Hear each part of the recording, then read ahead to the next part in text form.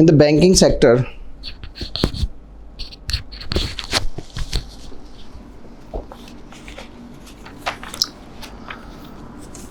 Mission Indradhanush is basically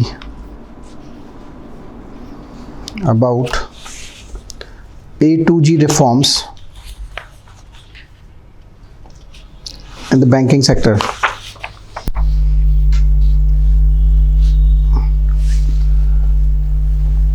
Now A is for appointment.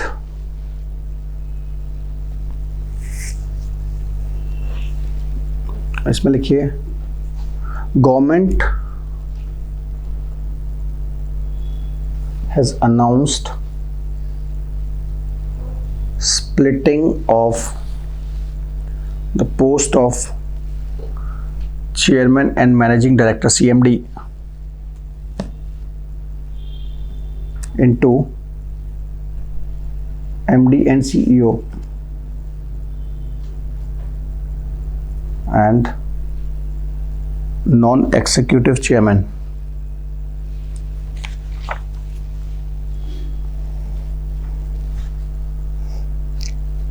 B for Bank Board Bureau.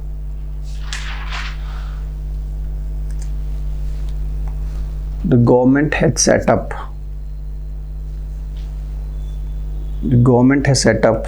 BBB, that is Bank Board Bureau, to monitor key performance indicators.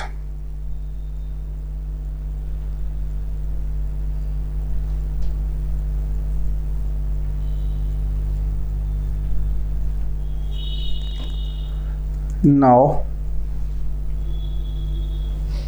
the appointment for top level jobs will be done by BBB.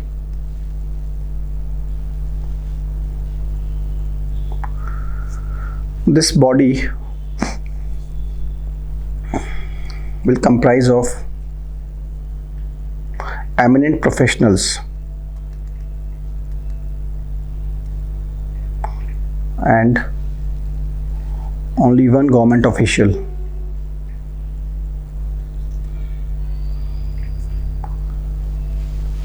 BBB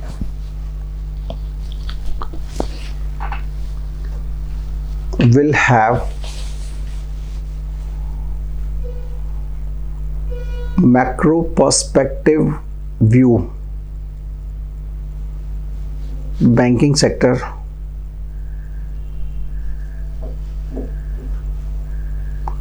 and will advise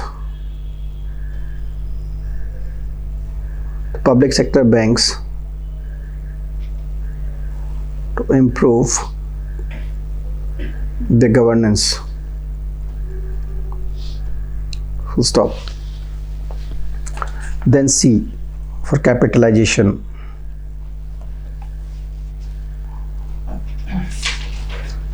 The government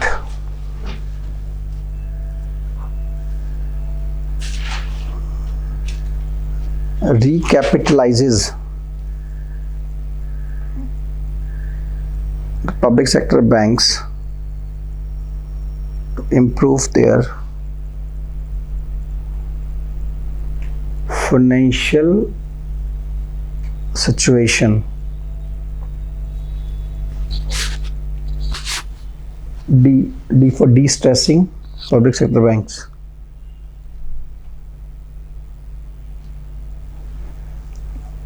The government will focus on reducing the NPAs of PSBs.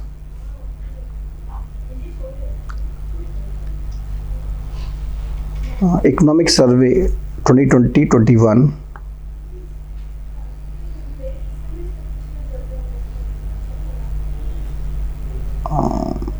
highlights that the NPAs is reducing.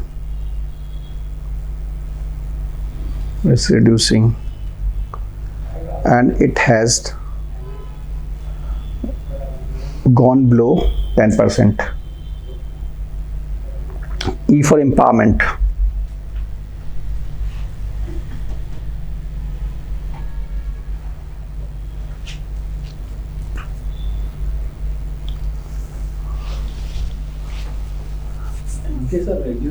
हाँ reduce हुआ है, सितंबर 2020 तक 9.85 something है, overall भी reduce हुआ है, public sector banks का भी रिड्यूस हुआ है। एट एक टाइम पे ये 12% था, it has reached 12%। During the time of 2015 में it was at its peak, right now it is reducing.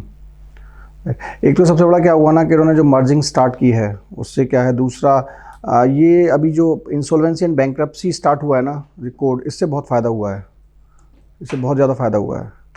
Even economic surveys highlighting that behavioural changes taking place amongst the companies. ठीक है, तो पहले क्या था कि नहीं हमें तो आईबीसी में ही जाना है, लेकिन अभी क्या है ना लोग उसको आने से पहले ही उसको इशू को रिजॉल्व कर रहे हैं। ठीक है, this is being highlighted by this economic survey, right. एक अलग से टॉपिक है बिहेवियरल चेंज करके, right. Write down next, empowerment. The government is making it easier for the bank management to hire the employees. Then F for framework of accountability. Framework of accountability.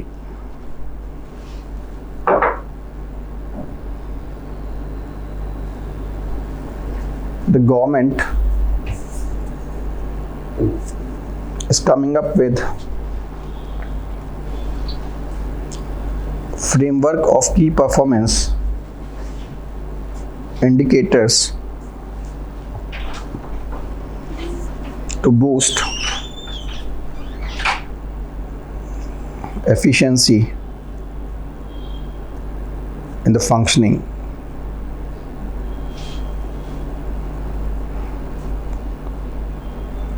Then G for governance reforms.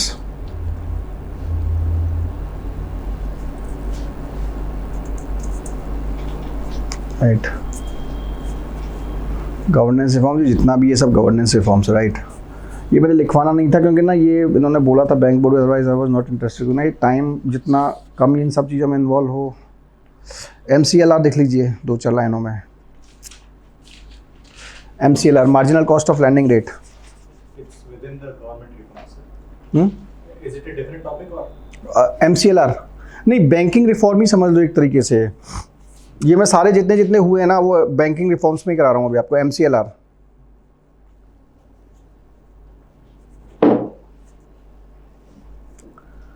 the RBI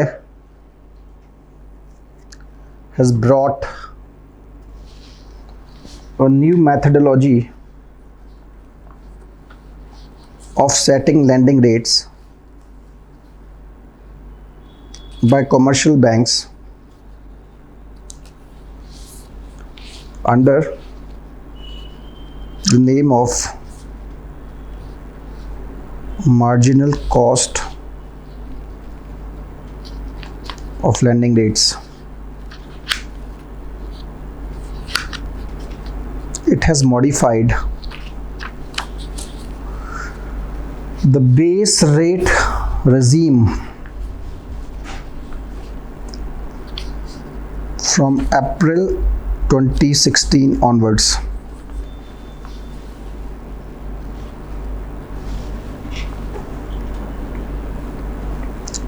Now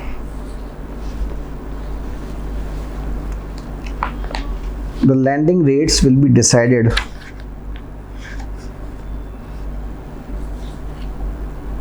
by a formula based upon four main components. A, marginal cost of funds. Marginal cost of funds. Right, इसमें लिखिए it is an innovative concept and it will be taking into account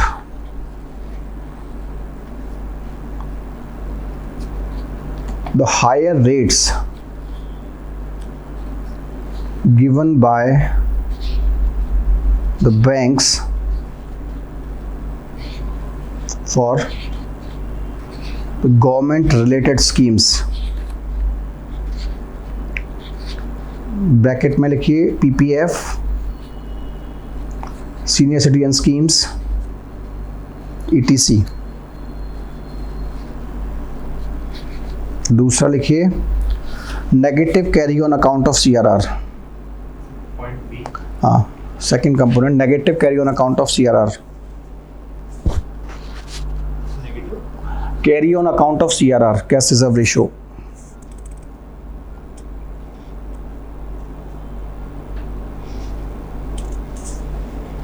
Now the bank will be taking into account the cost incurred while keeping money in the form of CRR. Third, operating cost.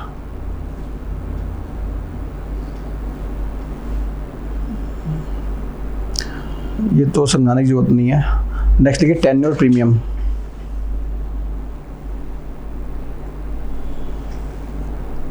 इसमें लिखिए higher interest can be charged for long term loans.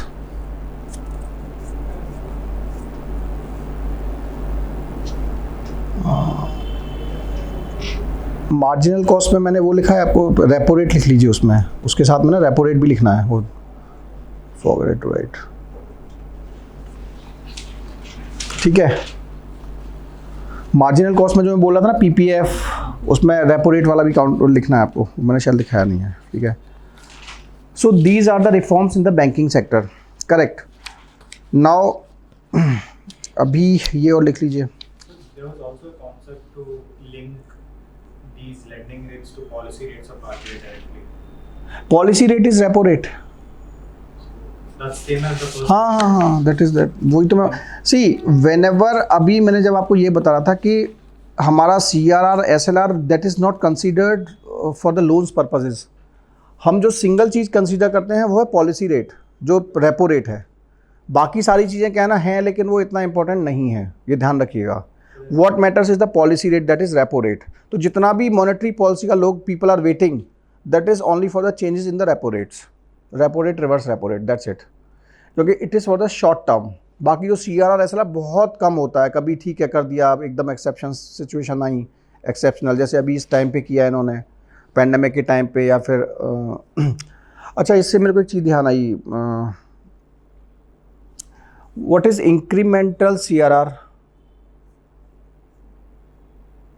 Incremental CRR कैसे? Yes. CRR Hmm. or incremental. Have you heard this term? No, sir. देखो, आपको मैं एक चीज़ बता रहा हूँ. अभी आप लोग इन सब को ना पढ़िए. अभी मेरे को जो what I found that everything is missing. You people have not gone through all these things, right? Go through the concept and उसको ना whenever you are going through, उसको ना आप गूगल करिए चीज़ों को. गूगल करने पे क्या होगा, क्योंकि ये UPSC is never going to ask you what is CRR. I don't think so. ठीक है, वो ये पूछ सकती है कि CRR का इम्प्लीकेशन लिक्विडिटी के साथ में, वो सब एक बना के क्वेश्चन वो देते हैं. वो मैंने आपको बहुत अच्छे से समझाया. But if they can ask you, जैसे अभी नहीं, अभी जैसे आज के डीमोनेटाइजेशन के टाइम पे अगर क्वेश्चन आया होता तो they can ask you incremental CRR. ठीक है, जैसे मैंने आपको बताया मार्केट स्टेबलाइजेशन स्कीम वो पूछ सकते हैं, MSF पूछ सकते हैं. ये सब चीज़ें नहीं पूछी गई हैं, वो पूछ सकते हैं. अभी एक वो आया है SDF करके कॉन्सेप्ट लेके आए हैं ये. ठीक है, स्टैंडिंग डिपॉजिट फैसिलिटी करके कुछ है. ठीक है, ये सारी चीज़ें जो नई आती हैं ना, वो सारी चीज़ें लोग पूछते हैं. समझ रहे हैं मेरी बात? तो मेरा कहने का मतलब ये, आप ना इन चीज़ों गूगल, ऐसा नहीं है कि आपको ये हो गया तो बस that's it. And I am telling you, I am what I am teaching. आप ना जो नॉर्मल पढ़ाते हैं ना, वो ना कुछ नहीं, वो बस पढ़ाई ऐसी चीज़ें, वो रेपो रेट पढ़ाया बस हो गया पूरा monetary policy. It's not like that. I am telling you the things which UPSC is going to ask you. नहीं तो मैं भी ना आपको आप रेपो रेट पढ़ा के ना 2-4 चीज़ें पढ़ा के वो ट्रेडिशनल पढ़ा के आपको ख़त्म कर सकता हूँ। But my opinion is you should be benefited well in exam. और वो चीज़ें आपको पढ़नी ही पड़ेंगी। तब तक आप उन सब चीज़ों को नहीं पढ़ेंगे, नई चीज़ों को, तब तो आपकी चीज़ें ना समझ में नहीं आएंगी, फ्रेंकली स्पीकिंग। सर ये नई सारी चीज़ें पता कहाँ से पड़ेंगी? वही मैं बता रहा हूँ। देखिए होता क्या है, जैसे मेरा ये रहता है कि मैं आपको ना नई चीज़ें बताता हूँ, ठीक है। जैसे इकोनॉमिक सर्वे में कुछ टर्म आया, मैंने बताया ओवर हीटिंग क्या है, अंडर हीटिंग क्या है, राइट। तो वो चीज़ें यूपीएससी पूछती है। गोल्डी लॉक्स, मैंने आपको बोला था कि जो आरबीआई का गवर्नर जो बोल रहा है उसको आप फॉलो करिए। गोल्डी लॉक जोन आपको किसी किताब में नहीं मिलेगा, और यूपीएससी पूछ रही है। आप पढ़ लीजिए रमेश सिंह पूरा, मिलेगा ही नहीं आपको। आप कहेंगे मैंने पूरा पढ़ के गया था। आपको उसके लिए पेपर पढ़ना ही पड़ेगा। Economy is all about newspaper. फिर कह रहा हूँ मैं आपसे, आप न्यूज़पेपर पढ़िए, टेक्स्ट बुक से आप स्टैटिक, मैंने इसलिए आपको बोला था कि economy is static plus dynamic. Economic is neither dynamic nor static, ठीक है। और एक बार आपका इंटरेस्ट क्रिएट करिए, क्योंकि अभी व्हाट आई एम सीइंग ना कि वो अभी वो थोड़ा सा लग रहा है कि इकोनॉमी पता नहीं भूत है, ऐसा कुछ भी नहीं है। थोड़ा सा लेकिन आपने भाई 7 महीने में आपने एक बार रिवाइज नहीं किया है, नहीं आएगा समझ में। और इकोनॉमी के ना 8 से 10 मतलब 10 से 20 के बीच में क्वेश्चन वेरी करते हैं। कभी कभी वो 20 क्वेश्चन तक आए हुए हैं इकोनॉमी में। वो क्वेश्चंस ऐसे होते हैं, अगर आपको क्लियर है ना तो आप टिक टिक टिक करते जाएंगे। उसमें सेंटेंस का भी चक्कर नहीं होता, जैसा पॉलिटी में होता है वो इज एम आर यूज़ कर रहा है, मे यूज़ किया, कैन यूज़ किया, आपका क्वेश्चन गड़बड़ा दिया। इकोनॉमी में वो भी ऑप्शन नहीं है। इकोनॉमी में तो बिल्कुल वो 0-1 है। आता होगा तो कराओगे आप। अगर आपको पता होगा गोल्डी लॉक जोन क्या है तो पता है आपको, क्योंकि वो पूछता ही ऐसे है। तो मेरी बात समझिए, आप लोग ना थोड़ा सा न्यूज़पेपर पढ़ना स्टार्ट कीजिए। नहीं पढ़ेंगे तो फिर ना आपके 2 साल बाद भी मैं आपसे बात करूँगा, then you will be saying sir ये क्या है। क्योंकि देखिए होता क्या है, न्यूज़पेपर क्या करता है, when they are writing the editorial, तो वो क्या करता है, जैसे फॉर एग्जांपल जैसे मार्केट स्टेबलाइजेशन स्कीम की अगर वो बात करेगा तो वो बोलेगा कि अभी during the time of pandemic government क्यों प्लान कर रही थी। फिर वो बोलेगा कि सॉरी आरबीआई क्यों प्लान कर रहा था। फिर वो बोलेगा कि सपोज करिए हम डीमोनेटाइजेशन के टाइम पे ऐसा क्या हुआ, they were talking about incremental CRR, क्योंकि वो फर्स्ट टाइम था, ऐसा होता नहीं है नॉर्मली, ठीक है। तो फिर वो पूछेगा अभी ये स्टैंडिंग डिपॉजिट ये क्या है बीमारी, ये क्यों कर रहे हैं लोग। फिर वो हिस्ट्री में जाएगा कि कब स्टार्ट हुआ था ये। फिर वो बोलेगा नहीं साहब 2004 में ये सिचुएशन आई थी, वहीं से चीज़ें स्टार्ट हुई। तो आप एक बार पढ़ोगे, दूसरी बार फिर न्यूज़पेपर, तीसरी बार में आपकी ना सब चीज़ें क्लियर हो जाएंगी। वहाँ से चीज़ें स्टार्ट हुई, एक बार तब हुई, अब गवर्नमेंट इसलिए करना चाह रही है। आपको समझ में आ गया, तीनों जितनी भी चीज़ें हुई होंगी वो सारी समझ में आ जाएंगी आपके। That's why again and again talking you that please go through the newspapers, और उसके साथ में आप इन सब नोट्स को पढ़िए। अगर आप सोचेंगे सारी चीज़ें क्लास में हो जाएंगी, वो नहीं हो सकती, कोई भी नहीं करा सकता। मैं आपको तरीका बता रहा हूँ, वो करना ही पड़ेगा आपको, राइट। लिखिए डेट मोनेटाइज, वो सारा हो गया अब रिफॉर्म्स वाला। डेट मोनेटाइजेशन एसडीएफ में कराऊंगा आपको, इंक्रीमेंटल सीआरआर अभी समझाता हूँ, एसडीएफ भी समझाता हूँ। Debt monetization,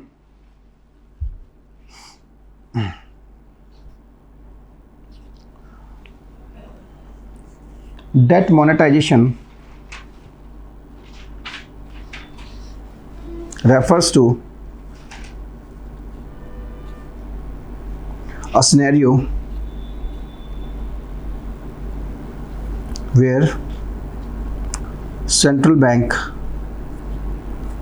prints currency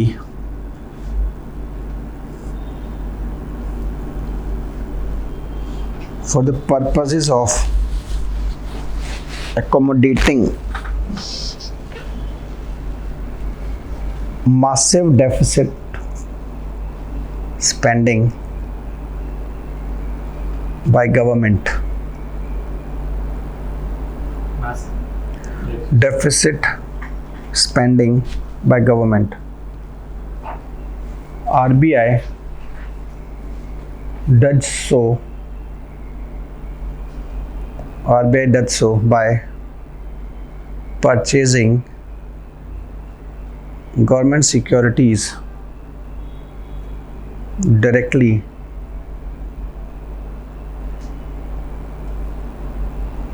in the primary market. full stop.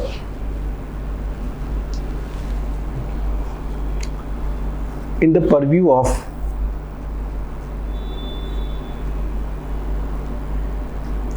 increased fiscal deficit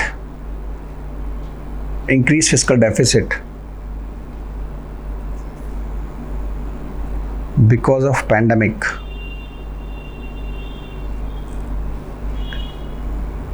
bracket में लिख लीजिए around 10%, it is 9.5 something, around 10%.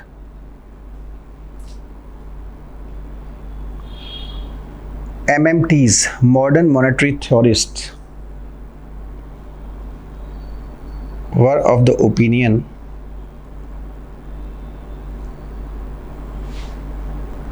that the government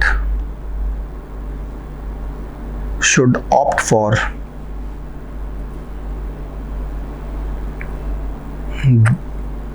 debt monetization.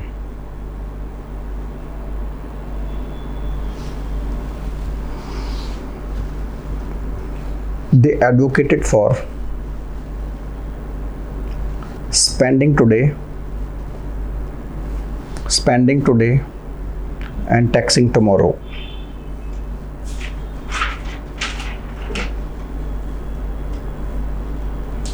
All right. Many of the economists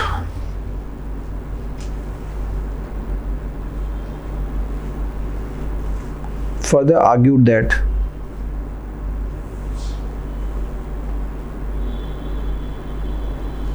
India is having infrastructure gaps, and so debt monetization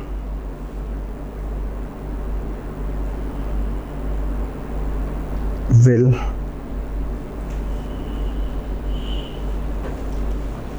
further the economic growth,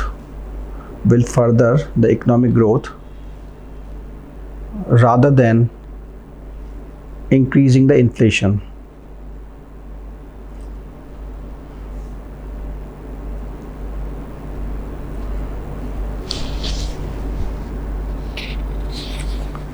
Right. So this is what debt monetization is. Right. आगे लिखिए, critical analysis में लिखिए इसका. Though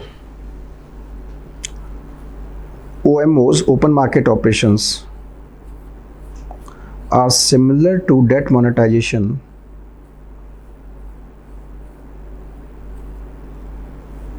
in the sense that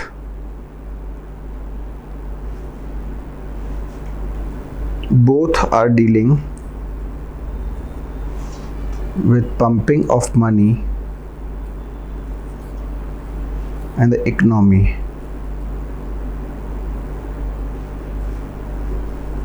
but they differ in their impact upon the economy.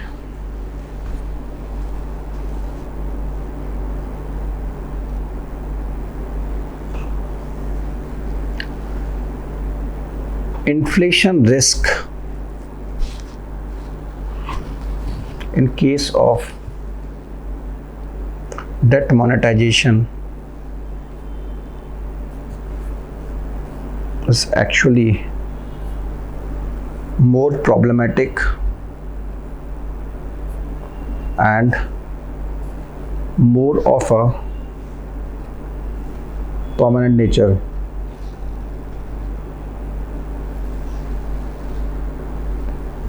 OMOs are basically part of monetary policy,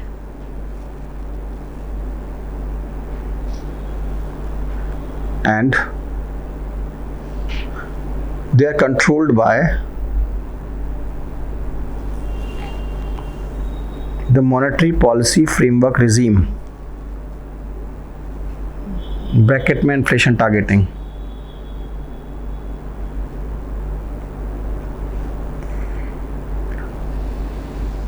On the other hand, debt monetization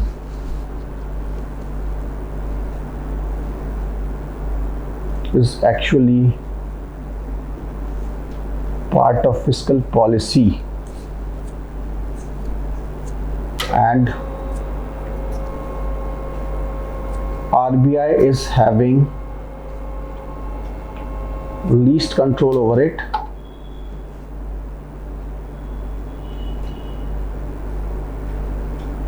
and the impact on the economy will be of permanent nature.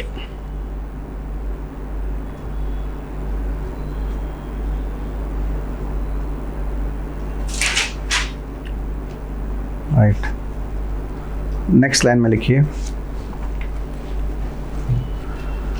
As of now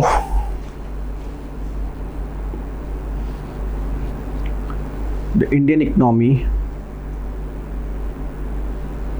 is having a V-shaped recovery.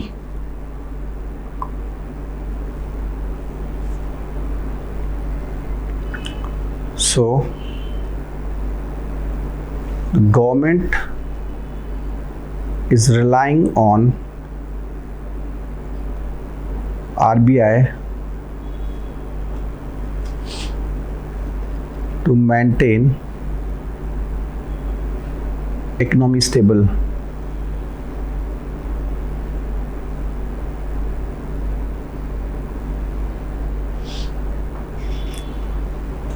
Right, इसमें फिर आप वो जो मैंने credit agency वाला जो बताया था वो भी आप ऐड कर सकते हैं, ठीक है।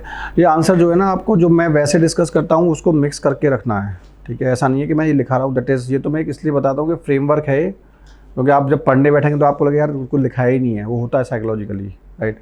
But more important is the discussion which I जो मैं करता हूँ आपके साथ में, राइट। और क्या कोई टॉपिक रह गया है? हाँ यार, बैड बैंक लिखिए।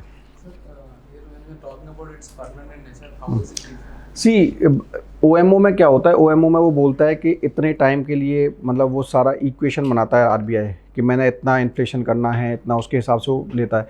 इसमें क्या है, ये चीज़ तो आपने जो करेंसी जो आई मार्केट में, ये तो वन टाइम करेंसी होगी ना, नहीं आप राइट, बट ये जो करेंसी आएगी ये वन टाइम, इसका कहीं स्कोप ही नहीं था, ठीक है। बाकी जो करेंसी आ रही है वो एक प्रोविज़न है उसका, ठीक है, उसका ये प्रोविजन है कि इतना इन्फ्लेशन होगा तो मैंने उस टाइम पे लेनी है। लेकिन ये करेंसी एकदम एक्स्ट्रा आई इकोनॉमी में। जैसे क्वांटिटेटिव ईजिंग में क्या था, क्वांटिटेटिव ईजिंग में ये हुआ, वो करेंसी एक्स्ट्रा आई, that currency was not prevailing prior to that, ठीक है। था तो वो भी, देखिए government security is a collateral, मैंने आपको पहले ही बताया, जब भी कुछ गवर्नमेंट सिक्योरिटी अपने आप में कुछ है थोड़ी, वो तो एक कोलेट्रल का काम कर रही है, ठीक है। तो उसको आप साइड रखिए, आप ये सोचिए वो पैसा जो आएगा उसका क्या होगा, वो पैसा बिल्कुल सारी चीज़ों से अलग आ रहा है, दैट मनी इज हैविंग, उसको देखिए नॉर्मली क्या है, if you are talking about growth inflation then RBI is taking care of it. अब आप RBI ने कैलकुलेशन किया हुआ था कि साहब 100 करोड़ रुपया मतलब आना है मार्केट में, ठीक है, मैंने इन्फ्लेशन सपोज करा। अब गवर्नमेंट ने बोला भाई मैंने 18 लाख करोड़ रुपया लिया है, मेरे को ना आप अरेंज करो, 5 ट्रिलियन मेरे को पैसा चाहिए। RBI बोलेगा तो मेरा तो पूरा 1 ट्रिलियन का मैंने हिसाब किताब लगाया हुआ है, तो बोला ये 2 ट्रिलियन आप अलग से डालो। तो ये 2 ट्रिलियन तो अलग से आया ना, इकोनॉमी में था ही नहीं ये पैसा, तो ये आपने एक अलग से डाला, और ये पैसा कैसे निकालोगे आप? अल्टीमेटली तो आपके इकोनॉमी में आ गया ना वो, उसका RBI के पास तो कोई अरेंजमेंट था ही नहीं, RBI की कहीं उसमें बुक्स में नहीं है ये पैसा, ठीक है। वो टेम्प्रेरी आपने वैसे थोड़ी कि OMO प्लान था कि 6 दिन की आपको OMO थी, इसमें आपको ये नहीं पता कब तक के लिए रखेगा, वो पैसा एक्स्ट्रा आया आपकी इकोनॉमी में, ये है बस, और कुछ नहीं है। तो इसलिए मैं बोल रहा हूँ उसको permanent nature, right. Now we will write twin balance sheet problem. लिख लिया हमने? नहीं लिखा है, डिस्कस किया है। एक काम करते हैं, उसको ना हम स्टार्ट करते हैं, twin balance sheet write down, banking, इसको लिखिए issues with the financial sector.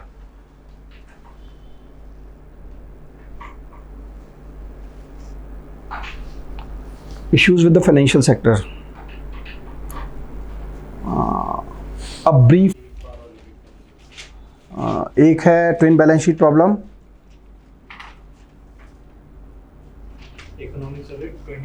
16-17 एक है ट्विन बैलेंस शीट प्रॉब्लम, दूसरा लेदर वाला चैप्टर है, टेक्सटाइल और लेदर वाला, तीसरा universal basic income, right. 3 chapter बहुत ज़रूर पढ़ने हैं आपको वहाँ से, ठीक है। This story continues until 2008-9.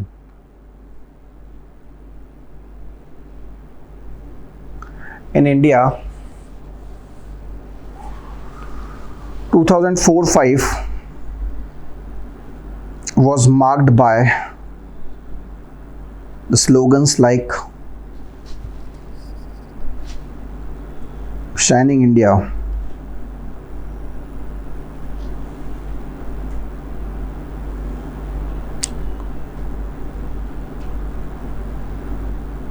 investments were at its peak,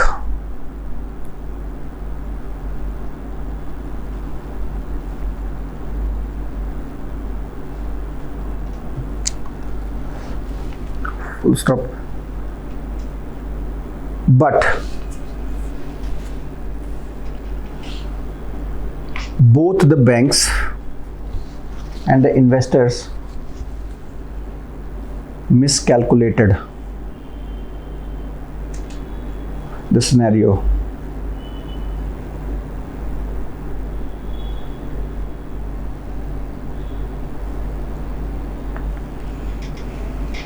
All the investments done at that time didn't resulted into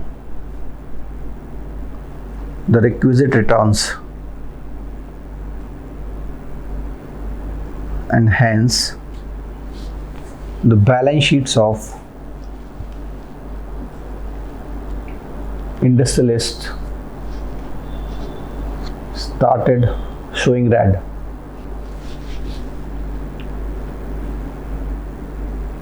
Full stop. When the investors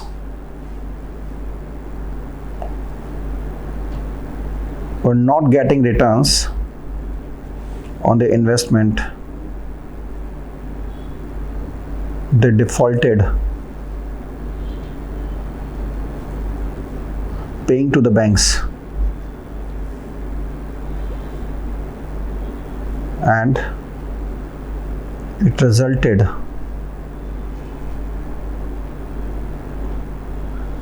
in the NPAs of the banks.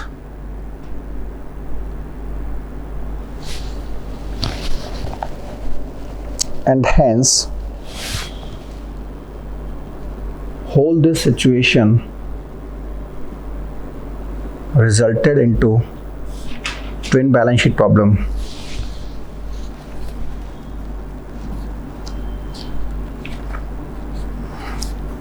Bracket में लिख लीजिए balance sheet of banks and industries, right. इसमें अब लिखिए this economic survey highlights the forbearance undertaken by Reserve Bank of India during that time.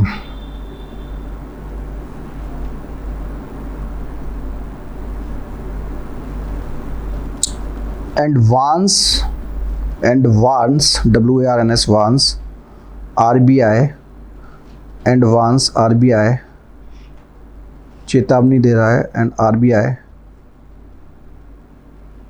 not to repeat that era of forbearance.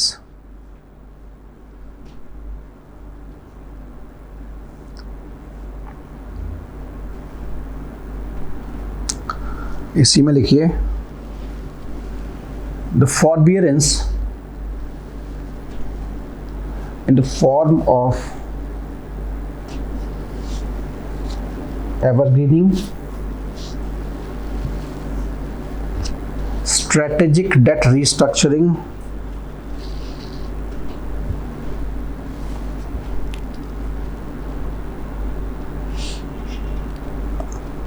revived the economy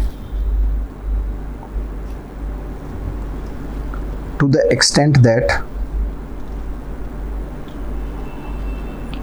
by 2011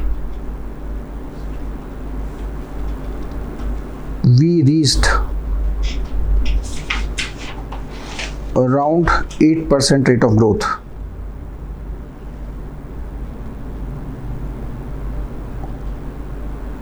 But this forbearance, ये economic survey बोल रहा है, ठीक है, but this forbearance continues until 2015.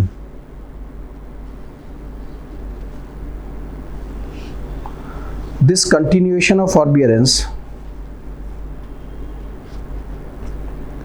in fact resulted into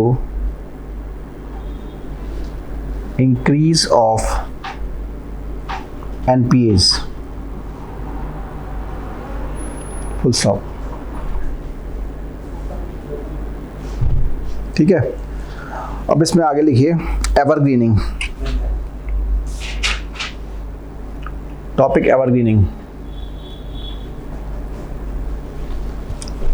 it's the practice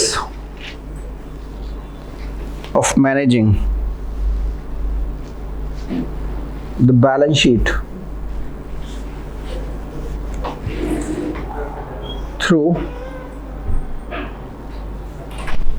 means which may not be violating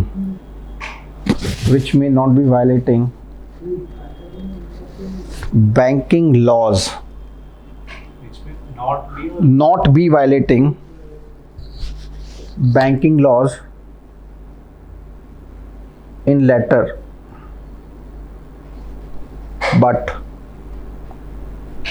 breaching them and spirit.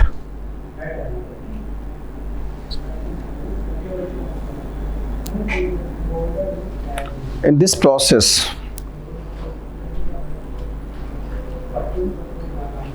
the banks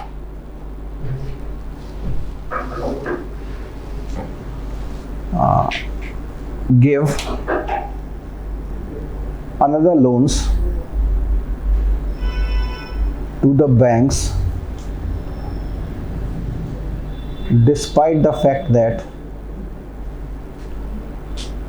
the previous loan is already an NPA. The objective is to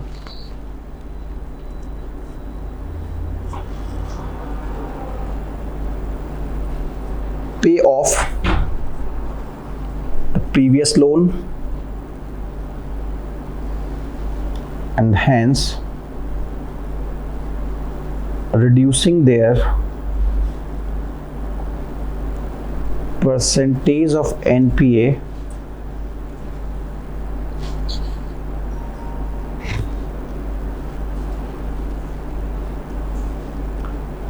and providing funds to the industry.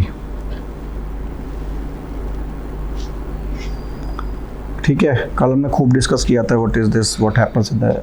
Next लिखिए asset quality review.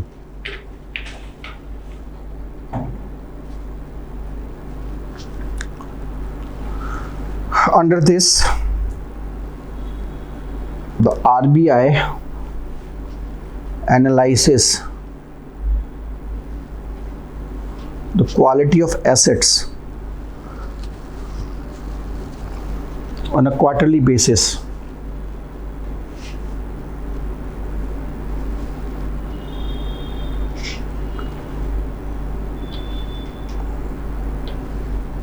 In AQR,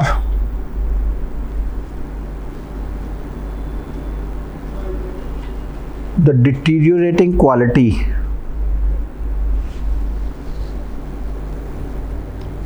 of the asset is checked at the very starting so that its further depreciation can be stopped.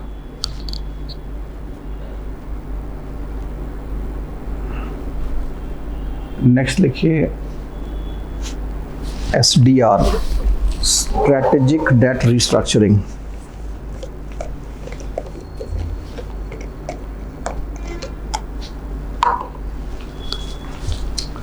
In this arrangement,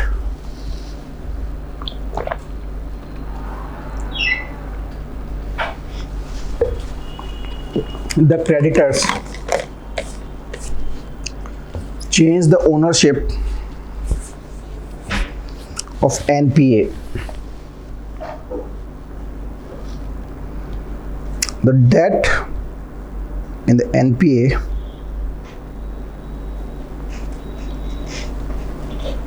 is transferred to the new owners.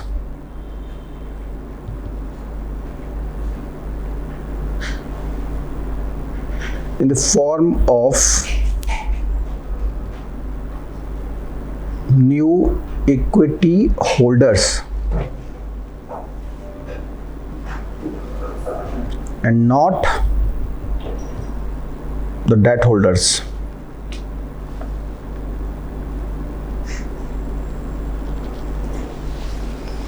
S4A.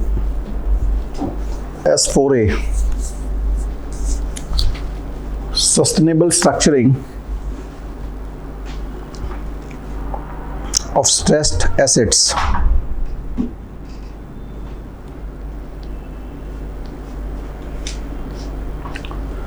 In this arrangement, the NPA is classified under two parts. First, in this arrangement, the asset, that is NPA, is classified under two parts. Asset which is sustainable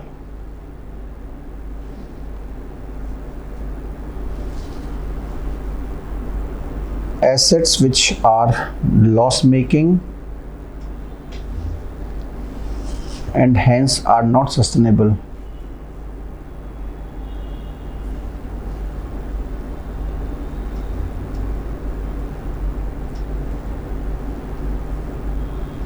The creditors changes the ownership of non-sustainable assets.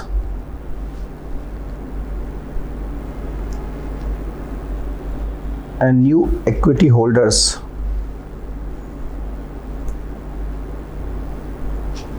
are brought in.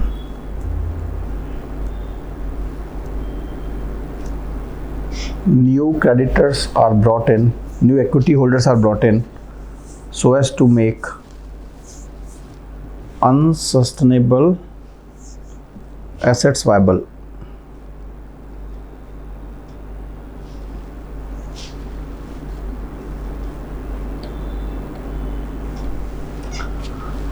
Next लिखिए write off.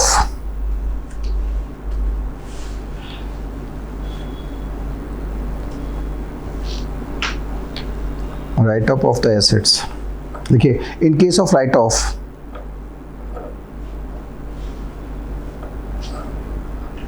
the bank is actually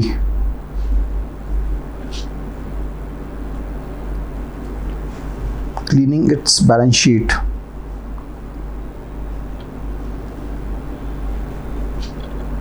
by merely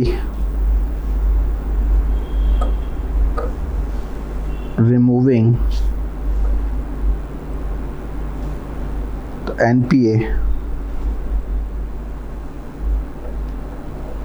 from its balance sheet.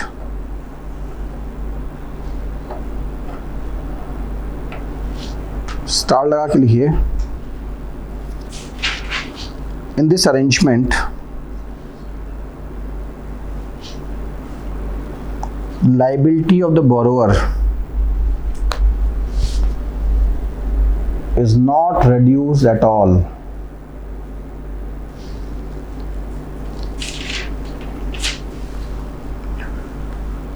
It is beneficial for the banks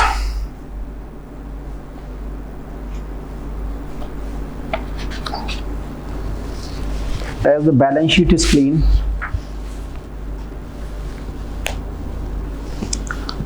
which reflects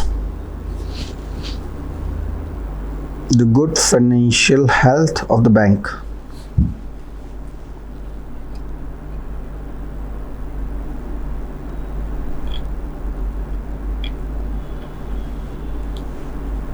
The money, next line here, the money put as reserve under provisioning against that NPA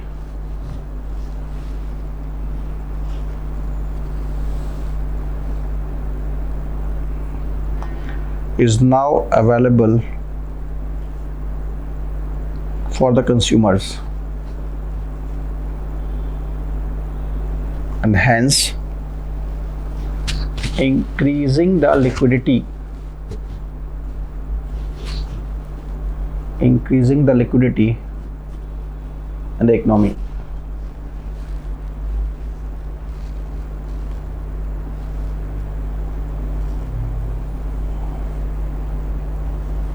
The removal of NPA from balance sheet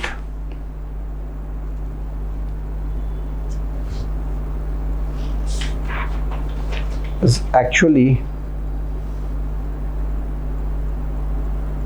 presented as loss to the income tax department, and hence tax liability gets reduced.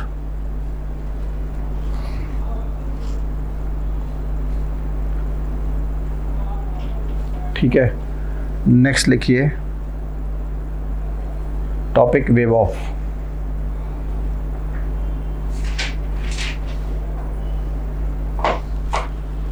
In this arrangement,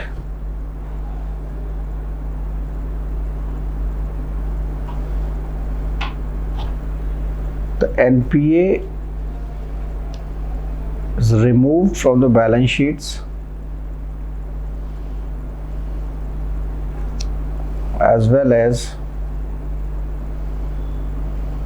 there is no liability of the borrower to pay it back.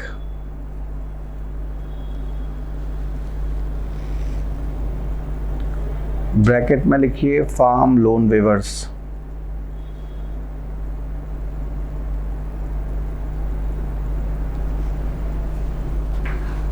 ठीक है, अब लिखिए next topic bed bank.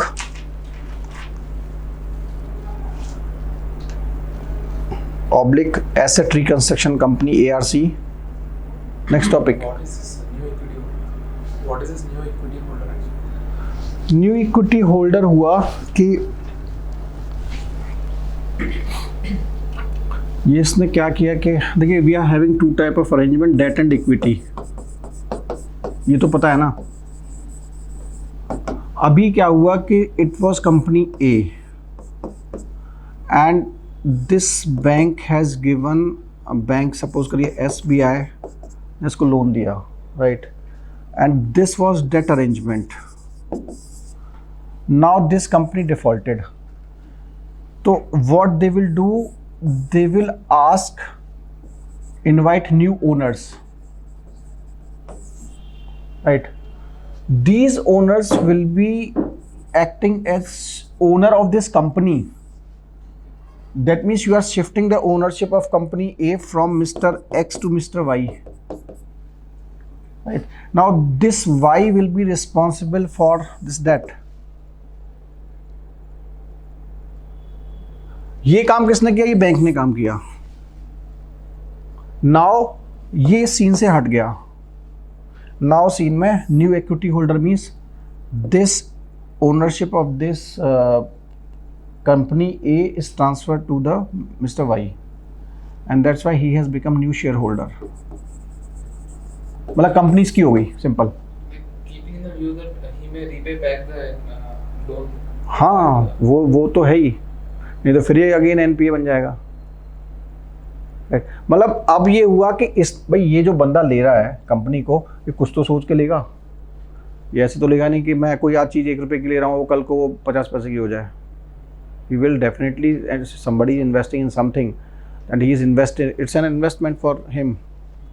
Now that means, क्योंकि ये होगा ना, the cost 100 रुपये की होगी, सपोज करिए इसने लोन लिया होगा, तो ये 100 रुपये में तो लेगा नहीं इसको। He might be investing in 50 to 70 rupees, ठीक है। तो उसने इन्वेस्टमेंट करेगा, वो अपना यहाँ से प्रॉफिट करेगा, तो ये यहाँ आ जाएगा, right. Sir, how much of the debt will YB bring back? That ये तो इसने खरीद लिया ना, ये 100 रुपये की जो चीज़ थी वो कितने में बात होती है? 50 में, 70 में, जितने में भी। The 100 rupees was initially debt. Debt Now Y will buy the debt from the bank. वो उनके बीच में कंडीशन अब कैसे होगी? या तो बोलता है कि मैं आपको 50 रुपये में अभी दे रहा हूँ अपफ्रंट, बोलेगा 50 रुपये अभी ले लो, या फिर 60 रुपीज़ आप मेरे से एनुटीज में ले लो। He will pay back the entire debt or for only a part of the debt? Part of debt. क्यों, ये क्यों लेगा 100 रुपये में? वो सिंपल, उसका उसने इक्विटी होल्डर, हो सकता है वो 100 रुपये में भी ले ले, माइट बी ए पॉसिबिलिटी कि वो 100 रुपये में भी ले ले, Depends on the condition. Depends. अभी जैसे आप ना ये देखते होंगे, आई डोंट नो कि कभी आप देखते हैं आजकल बड़ा पॉपुलर रहता है कि e auction of the properties by the banks. अभी आप देखना न्यूज़पेपर्स में आता होगा ये कि एसबीआई मतलब सेल कर रहा है प्रॉपर्टीज़ की, ठीक है, ये देखना आप कभी, ठीक है, न्यूज़पेपर्स में आता है काफ़ी। तो वो क्या होता है? वो यही होता है, जैसे सपोज करिए समबडी टुक लोन, ठीक है, ये तो मैं इंडस्ट्री का नहीं, ये वैसी चीज़ों का बता रहा हूँ जिनको बोलते हैं जैसे किसी ने घर लिया, छोटा इंडस्ट्री लिया, उस टाइप की चीज़ें ली, वो नहीं दे पाया, पे बैक नहीं कर पाया, तो एसबीआई क्या कर रहा है, जितने भी बैंक है ये क्या करते हैं, वो पेपर में निकालते हैं, वो पूरी लिस्ट आती है कि दिस प्रॉपर्टी ए सपोज करिए इस एरिया में है, हैदराबाद में, इसका मैंने 100 रुपये दिया था, ठीक है, तो अब इसकी बिडिंग होगी, बिडिंग होती है इसकी एक्चुअली। बिडिंग में अब ये करता है, ये भी अपना, इनके भी वैल्यूएटर होते हैं ना। अब ये थोड़ी कहेगा कि इसकी प्रॉपर्टी की वैल्यू ही 120 से स्टार्ट होगी, नहीं करेगा ना वो, ठीक है। तो हो सकता है उसको समझ में कि नहीं यार वैल्यू बढ़ गई है उसकी, क्योंकि अगर ये 100 की 120 में करेगा तो जो यहाँ बंदा बैठा हुआ है जिसने लिया था वही 100 रुपये में बेच, इस 120 के 20 रुपये का फायदा उठा लेगा। ये क्या है ना, ये कॉम्प्लेक्स होता है, हमें लगता है ना जितना सिंपल है, ये बड़ी चीज़ें बड़ी कॉम्प्लेक्स होती हैं। अगर ऐसा होता तो एनपीए होता ही नहीं दुनिया में, ठीक है। अगर वो 100 का 120 मिल रहा होता तो क्यों वो एनपीए होता ही नहीं। जो 100 रुपये लिया होता है ना, उसका 10 साल का ब्याज ही जो है वो कम से कम उसी से वो 250 में कन्वर्ट हो जाता है। आप कभी देखना जो इंटरेस्ट स्ट्रक्चर होता है, ठीक है, वो एज इट इज़ रह आता है, वो दुगना तिगना आप पे कर रहे होते हैं इंटरेस्ट के साथ में उसको। 100 रुपये का मतलब 100 रुपये नहीं होता, 100 रुपये का मतलब होता है कम से कम 10 साल में वो 250-300 रुपये हो गए। ये 120 कॉस्ट है। तो बैंक क्या कहता है? बैंक कहता है ठीक है ना, मैं दिया तो मैंने 100 रुपया था, तो मेरे को तो कहीं भी 100 और 200 के बीच में मिल जाए, इंटरेस्ट तो मेरे को एक्स्ट्रा मिल रहा था ना, वो इसमें सेटिस्फाइड रहता है। तो ये थोड़ा सा ना है, ट्रेड ऑफ है, वो प्रैक्टिकल ट्रेड ऑफ है, वो हम ना ऐसे समझ नहीं सकते इसको, बस इसको ऐसे ही समझ सकते हैं कि ये होता है, राइट। तो वहां पे वो न्यू ओनर्स आ जाते हैं उसके, क्योंकि उसने तो 100 लगाया था, अब होते होते उसकी बुक्स में वो क्या दिखाता है, बैलेंस शीट में उसका 100 नहीं दिखाएगा, उसकी बैलेंस बुक्स में दिखाएगा 250। इंटरेस्ट भी तो काउंट करेगा। तो बैंक के यहाँ पे वो 250 है, उसमें फिर वो बाइफरकेट करेगा, 100 मेरा था, इसमें 150 मेरा ये है। फिर बैंक जब कैलकुलेट करने जाएगा तो वो बोलेगा कि नहीं यार इसके बीच में मेरे को कहीं भी मिल जाए कुछ भी, डिपेंडिंग अपॉन द सिचुएशन, ठीक है। ये होता है, फिर वो बिडिंग कराता है, आजकल बिडिंग होती है, तो जो बेस्ट बिडर होगा उसको मिल जाएगा, that's it, it's like that, ठीक है। क्या लिखा है? Bad bank oblique ARC, asset reconstruction company oblique पारा public sector asset rehabilitation agency. ये तीनों एक ही चीज़ हैं, ठीक है, अलग अलग नाम है तो कहीं आप कंफ्यूज ना हो जाओ। Public sector asset rehabilitation agency, देखिए this concept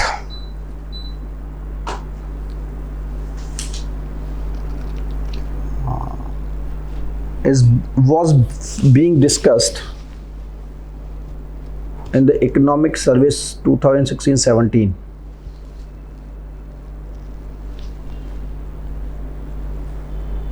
And Economic Survey 2020-21 and Budget 21-22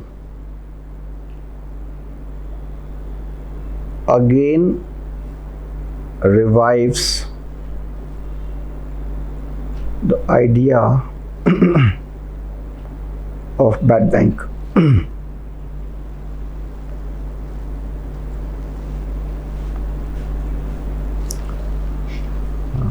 The objective behind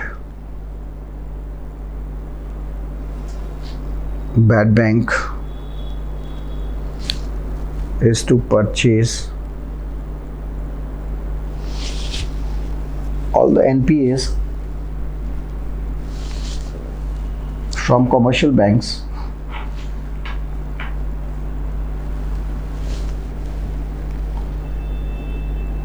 making their balance sheets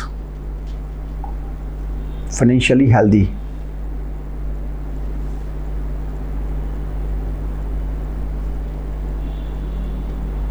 The bad bank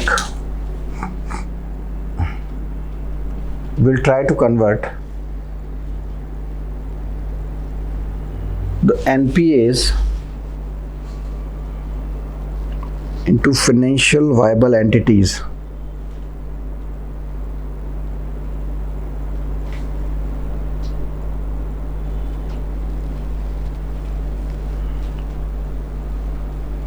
This concept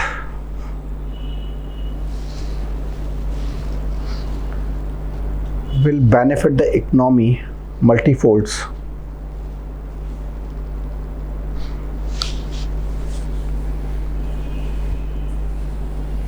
It will convert the NPAs into the assets,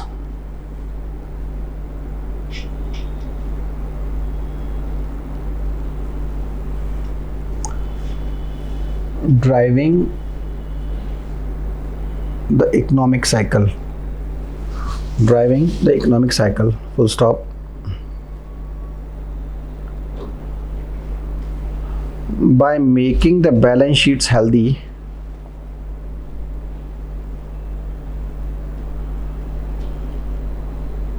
banks can give more loans and hence increasing liquidity in the economy,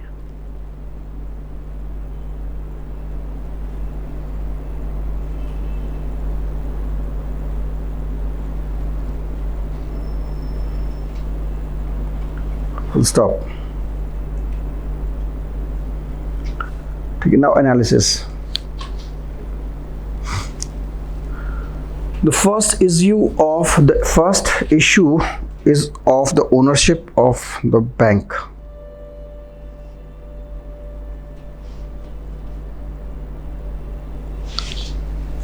Even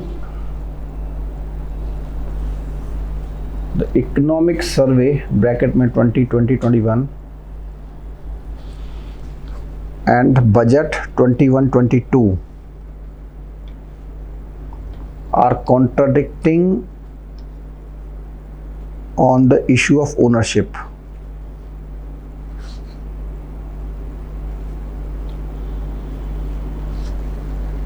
Will always be questionable.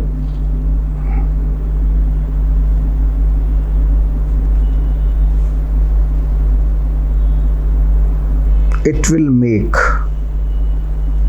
make the manager reluctant take the decision.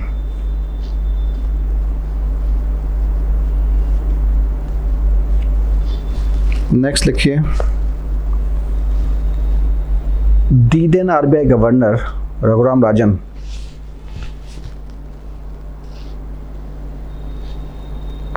questions the very idea of bad bank in the Indian context.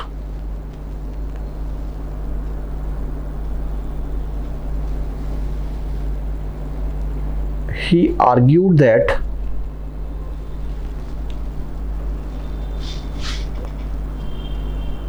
nature of NPAs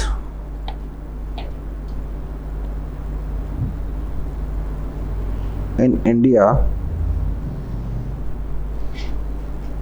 is different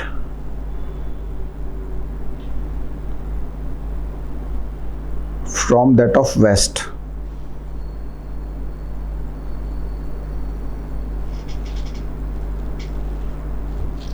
In West,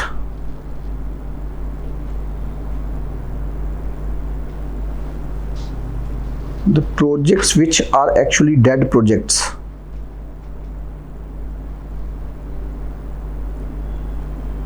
are only categorized as NPAs.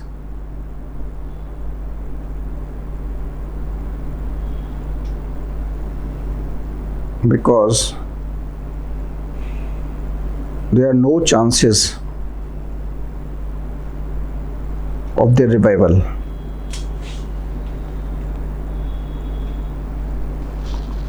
On the other hand,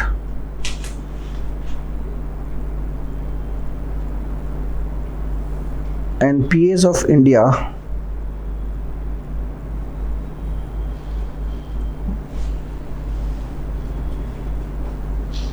are NPAs because of issues like policy paralysis.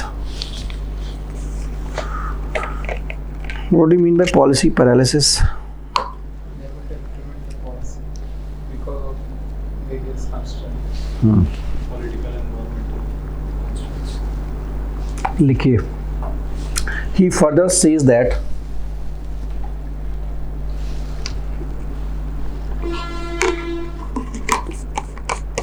rather than creating bad banks,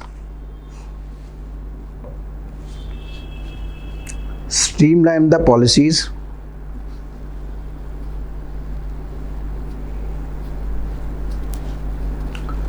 and make your laws flexible.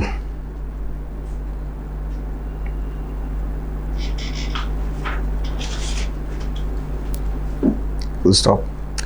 अगली line से लिखिए, in the recent past, the government has undertaken various reforms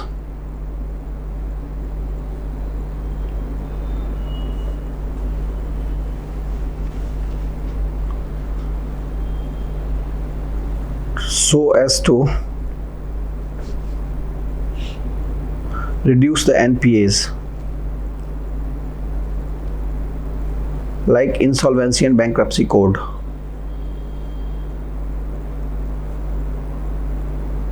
Economic Survey 2021 highlights that this act is proving beneficial for converting NPAs into financial assets.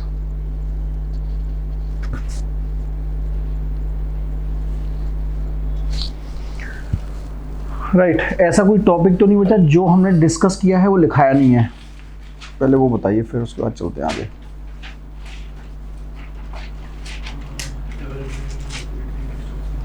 SARFAESI act okay अभी हमने discuss नहीं किया। Hedge funds भी हमने discuss ये hedge fund तो discuss किया है अभी, डिस्कस किया। लिखाया नहीं है। ये मैं इसलिए नहीं लिखा रहा हूँ कि ना प्री का पार्ट है, आपको मैंने इसको मैं लिखाऊंगा नहीं अब, ठीक है। वो टाइम वो होगा इसमें, और हेज फंड कभी आएगा नहीं। NIIF आ सकता है, NIIF में लिखा दूंगा। सरफेसी सराफेसी एक्ट मैं लिखाऊंगा, अभी लिखाना नहीं है, वो समझाना है। सराफेसी एक्ट अभी इंपॉर्टेंट नहीं है, अभी insolvency and bankruptcy code important है, ठीक है। हालांकि अभी जो इन्होंने बोला है, जो एसेट कमेटी के बारे में, वो एसेट रिकंस्ट्रक्शन कंपनी जो बोला है, वो उन्होंने बोला है सराफेसी एक्ट के अंदर आएगी, ठीक है। वो उन्होंने बोला है उसके अंदर आने के लिए, वो मैं लिखाऊंगा समझाऊंगा आपको बस, ठीक है। क्योंकि वो क्वेश्चन नहीं आएगा उस पर कभी, वो बहुत पुराना एक्ट है, ठीक है, समझने की चीज़ है वो बस, ठीक है। नाउ अभी 2-3 चीज़ें मैंने क्या क्या बोली थी, एक इंक्रीमेंटल CRR, SDF और गोल्डीलॉक्स जोन तो बता दिया था यार, कितनी बार बताना है वो।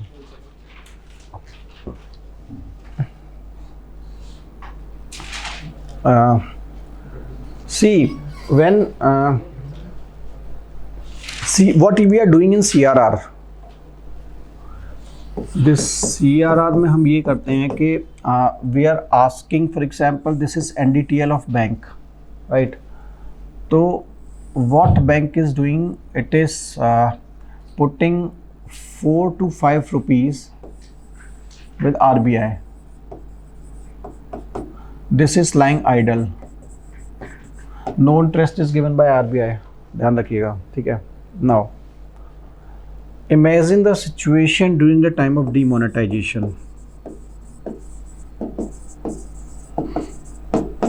क्या हो रहा था यहाँ पे? Every bank was having money, huge money, ठीक है। तो इसके पास जो 100 रुपया होना चाहिए था, वो उसके पास में 250 रुपये हो गए, ठीक है। What were the options before the banks? मतलब huge liquidity with the banks, right? देखिए ये चीज़ें बहुत नॉर्मल नहीं होती हैं, these are, इसलिए बोलते हैं ना अनकन्वेंशनल मॉनेटरी पॉलिसीज, जो मैंने डिस्कस किया आपके साथ में, right. In these times unconventional monetary policies are invoked, ठीक है। तो दिस इज 250 रुपया with the bank and nobody is the borrower. कौन पैसा ले रहा था? सब जमा कर रहे थे या ले रहे थे, ठीक है। वो सब 4000 रुपये ले रहे थे, ठीक है। तो 4000 थे, 2000 थे, आई थिंक 4000,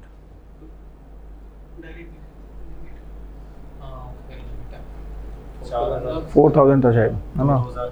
हाँ, तो ये क्या था कि ये जो 2.5, अब इसके सामने ऑप्शन क्या था हैं?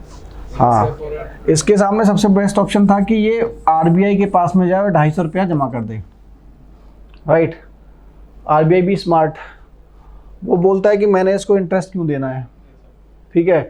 तो उसने बोला कि भाई ऐसा है, मैंने CRR डबल कर दी। That was one time measure undertaken by RBI during the demonetization. It is said to be incremental CRR. ये क्वेश्चन पूछा नहीं था UPSC ने, पर पता है ऐसे क्वेश्चन बहुत पूछती है UPSC, ठीक है।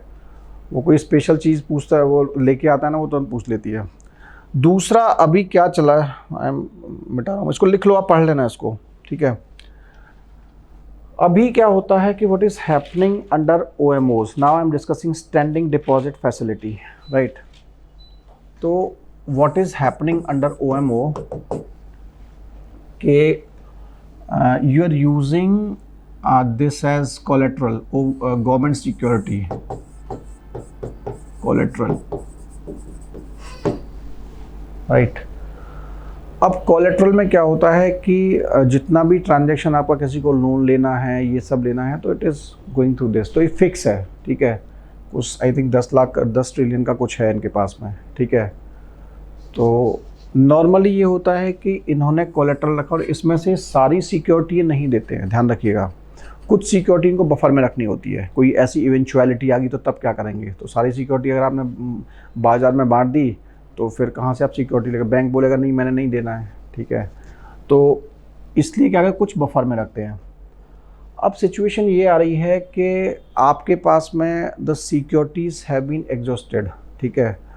अच्छा वो पता है आपको, मार्केट स्टेबलाइजेशन स्कीम तो मैंने डिस्कस कर लिया है, है ना, कर लिया है ना, पढ़ लेना अगर नहीं किया तो, अगर आप लोगों ने नहीं समझा है तो। इसमें क्या हुआ कि सिचुएशन अभी ये है कि द RBI हैज़ एग्जॉस्टेड, क्योंकि आपकी डिमांड बढ़ रही है, डिमांड आपकी बढ़ रही है ना, मतलब इंफ्रास्ट्रक्चर डिमांड आपकी बढ़ रही है, bank is willing to give more loans to the people, तो कहाँ से पैसे लाएगा, वो पैसे लेके आएगा आपका इससे RBI से, या फिर RBI गवर्नमेंट की भी नीड्स बढ़ रही हैं, ठीक है, तो गवर्नमेंट की नीड्स बढ़ रही है तो गवर्नमेंट भी मतलब बोलेगी भाई मेरे को तो पैसा चाहिए, ठीक है।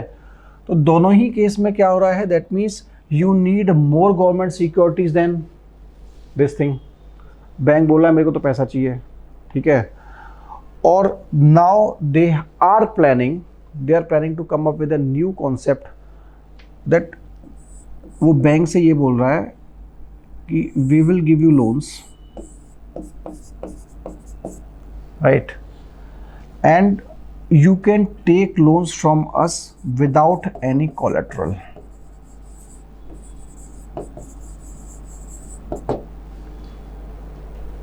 आपको पता है जो मार्जिनल स्टैंडिंग फैसिलिटी होता था उसमें भी कोलेट्रल चाहिए होता था, उसमें भी चाहिए होता था, बट फ़ायदा उसमें ये था कि आप उसमें SLR वाला कोलेट्रल यूज़ कर रहे थे, राइट। इसमें इसने बोला आपको कुछ चाहिए ही नहीं, अभी इस पे डिस्कशन चल रहा है इसलिए इम्पोर्टेंट है, ठीक है। मोस्ट प्रोबेबली मतलब RBI has agreed upon, but subjected to, natural सी बात है इसमें इंटरेस्ट रेट ज़्यादा होगा।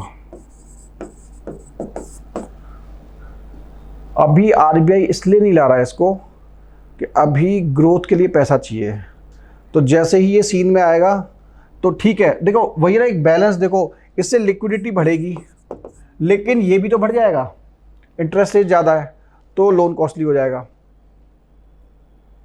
तो चीज़ें क्या है ना, इट्स वो सिंपल इतनी होती नहीं है, वो कहीं ना कहीं उसमें पेच फंसा हुआ है। तो all these things are very cautiously plan की जाती हैं इसलिए, ठीक है। तो ये चल रहा है इसलिए इसको आप देख लें, standing deposit facility. Most probably अगर ये मतलब होता है तो पीटी में ये चीज़ें पूछता है पीटी में, वो ऐसी चीज़ें, स्टैंडिंग डिपॉजिट फैसिलिटी बताओ क्या है, ठीक है, क्या इम्प्लीकेशन होगा उसका। तो आपको इतना पता होना चाहिए, कोलेट्रल नहीं है इसमें, ठीक है, हायर रेट ऑफ इंटरेस्ट पे मिलेगा, डिमांड है मार्केट में, and it has exhausted its limit of securities, that's why they are planning for that, right. It's all about this standing deposit facility. और क्या टर्म बोला था मैंने कोई,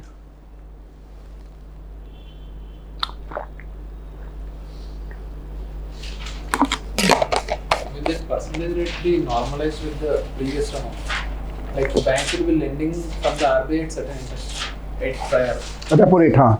So after exhausting the collateral of G6, so will they be lending again from the RBI in the so-called procedure of SDF? So will that percentage rate will be normalized with the previous loan, or this will be a new hike in the rate actually? वही मैं बोल रहा हूँ ना, देखिए वो क्या है कि जब आप MCLR में वो है फॉर्मूला, तो उसमें एक नया कॉन्सेप्ट ऐड हो जाएगा। वो बोला ना मार्जिनल कॉस्ट जो एक नया कंपोनेंट है, उसमें ये सारी चीज़ें काउंट कर रहा है, वो रेपो रेट भी काउंट कर रहा है। तो repo rate is at the rate at which you are borrowing, now the borrowing rate is SDF। अगर सपोज करिए उसने 500 रुपया बैंक ने उधार लिया होगा, तो हो सकता है 400 रुपये उसका रेपो रेट पे चल रहा हो, 100 रुपये उसके SDF पे हो। तो ये तो कंपोनेंट उस वक्त नहीं था ना 2016 में, ये अब आया, तो नेचुरल सी बात है, they will consider this in that formula, ठीक है। This is how things work, ठीक है। ये सारा हो गया। Now we will be starting with new topic, financial sector is over from my side. मैंने आपको DSIP का लिखा है कुछ, डोमेस्टिक सिस्टमेटिक इंटरवेंशन है, मेंशन किया, समझा नहीं था। चलो मैं इसको लिखवा दूंगा, अभी थोड़ा समझ लेते हैं, आज बहुत लिखाना हो गया।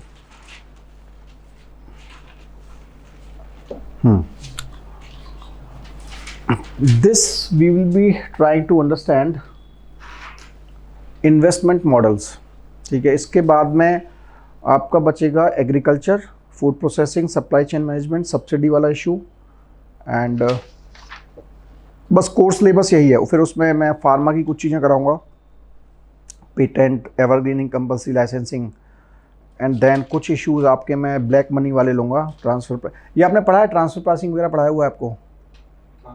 ट्रांसफ़र प्राइसिंग पढ़ा है? नहीं पढ़ा, मैं करा दूँगा। उसके बाद यूनिवर्सल बेसिक इनकम मैं सोच रहा हूँ कराने की, और थोड़ा सा ये समझेंगे कि 5 ट्रिलियन इकनॉमी हम लोग जो चल रहा है ड्रामा, वो कैसे हम लोग करेंगे, ठीक है। तो इफेक्टिवली अभी तो वो मुश्किल लग रहा है, अभी तो हम 2.9 तक ही पहुंच पा रहे हैं शायद अगले फाइनेंशियल ईयर में। तो वी हैव टारगेट बाय 2025, तो 22-23 में भी कुछ खास नहीं होना, तो देखो क्या होता है, ठीक है। तो financial models, investment models basically. So जो पहला, अगर if we can recall the Harrod Domar model, the first 5 year plan, तो it was talking about investment is leading to growth, and investment, how it is, from where this investment is coming, it is coming from savings, right? तो investment का the basic model is this only, ठीक है, इसके अलावा कुछ भी नहीं है। चाहे इसको आप इस तरीके से कर दें, साइकिल बना दें, ठीक है, ग्रोथ होगा, सेविंग बढ़ेगी, इन्वेस्टमेंट बढ़ेगा, ठीक है, ये है। इसमें पोस्ट 1991 जो जब हम सेविंग्स का हम चैप्टर कर रहे थे, पीपीटी मैंने शेयर किया था, तो उसमें एक थोड़ा सा डिस्क्रिपेंसी ये बोलता है कि the rate of investment is not taking place with respective to the rate of savings, right? Reason being, they are saying that it is resulting into the consumption. बोलता है ना, क्योंकि यूथ जो आया है, जो नया है, वो कंजम्पशन ड्रिवन है, ठीक है, कंज्यूमरिज्म इकनॉमी आ गई है, तो दैट्स वाई दे, वो सबको सब देखते हैं। देखिए, ये कोई चीज़ें हम और आप देखते हैं, जो पुराने लोग थे, मैं वो डिस्कस कर रहा था, middle classes what they were doing, they were saving, ठीक है, 100 में से पहले वो 30 रुपये पहले भैया बचा के रखना, उसके बाद में सोचेंगे हम 70 में से भी बचाना है, अगर उन्होंने प्लान किया है। अभी का क्या है, अभी everybody is on the credit card, ठीक है, वो जाके जेब में पैसा नहीं, क्रेडिट कार्ड बढ़ाना बस, ठीक है बस। सो अभी का कल्चर ये है, ठीक है। तो दिस इज़ ये एक डिस्क्रिपेंसी है, ये हमने डिस्कस कर ली है। तो basically we will focus about this part from where the investment is coming, right? And that's why there are n number of models which are discussed, ठीक है, in your syllabus, and UPSC can ask you for that. तो इसमें दो तरीके से, if you are talking about the investment, then investment can be coming from either it is internal or external. ये दो तरीके हमारे पास में। तो external is basically nothing but FDI, ठीक है, and FDI means that we have to discuss the concept of capital convertibility. यही है ना, यहीं पे कैपिटल कन्वर्टेबिलिटी का कॉन्सेप्ट आएगा। And when we are talking about internal, that means we are talking about the concepts of PPP। Clear है? यहीं PPP आएगा। तो वो चीज़ों को सिंपल करते हुए चलो, तो आपको चीज़ें समझ में आएंगी इजीली, कि आपने when you are talking about external, ये एक अलग कहानी हो गई। ये पूरी जो कहानी आपकी रिवॉल्व अराउंड होती है इसके इस चैप्टर की, ठीक है। वो जितना भी BOT, toll model, annuity model, hybrid model, EPC model, और अभी स्विस चैलेंज मॉडल, वो सारा इसके आसपास कहानी घूम रही है, ठीक है। It has nothing to do with this, ठीक है। कैपिटल कन्वर्टिबिलिटी क्लियर है? आई डोंट थिंक बताना ज़रूरी है। कैपिटल कन्वर्टिबिलिटी में सिंपल मतलब ये है कि if you are planning for investment, foreign investment, then you can convert 100% of the rupees in the market, right? It is not applicable in India right now. Reason being कि it is not, जब recession आया था, तो recession के बाद मैंने बोला था कि the people have started talking about deglobalization.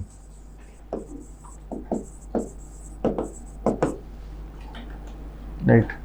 तो globalization movement of currency को प्रमोट करता है। डीग्लोबलाइजेशन कह रहा है कि अगर आप इसके चक्कर में कैपिटल के आपने कैपिटल कन्वर्टिबिलिटी मतलब 100% अलाउ कर दिया कि पैसा आ रहा है जा रहा है, तो इसका मतलब ये हुआ आज कोई पैसा लेके आएगा दूसरे दिन पैसा निकाल के ले जाएगा वो। हालांकि एफडीआई के साथ में ये प्रॉब्लम कम है, right, but still we are vulnerable, right. If you are allowing money to go in and out, इतना फ्रीक्वेंटली अलाउ करेंगे मार्केट बेसिस पे आपने अलाउ कर दिया, ठीक है, विदाउट एनी हर किसी को, तो जैसे भी इंश्योरेंस में इन्होंने किया है, right, 74% they have allowed, that means they can be the strategic partner, but उसका अपना वो है, प्रॉब्लम है, ठीक है, क्योंकि इंश्योरेंस का पैसा अगर वो बाहर जाएगा तो we will be in the risk part. आपका इंश्योरेंस का पैसा ही अगर बाहर की कंपनी लेके जाएगी, ठीक है, वो अलग अलग चीज़ें हैं, ठीक है। तो एक्सटर्नल वाला जो है दिस इज़ एफडीआई। दूसरा वो ये बोलता है कि देखिए एफडीआई की ज़रूरत कब होती है, when we are needing FDI, क्योंकि अल्टीमेटली यू नीड मनी, ठीक है, you need money for infrastructure. और इंडिया के साथ प्रॉब्लम ये है कि we are lacking infrastructure, means we need funds, right.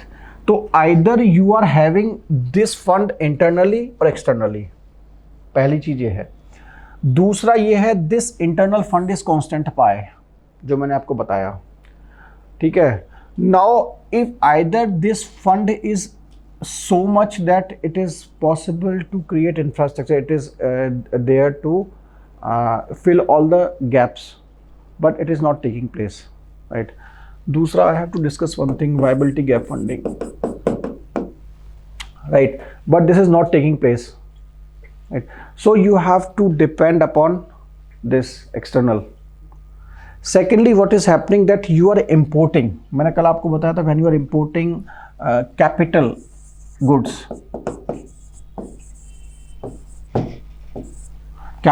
you are importing capital goods, you need forex, right. So either you are having so much of forex,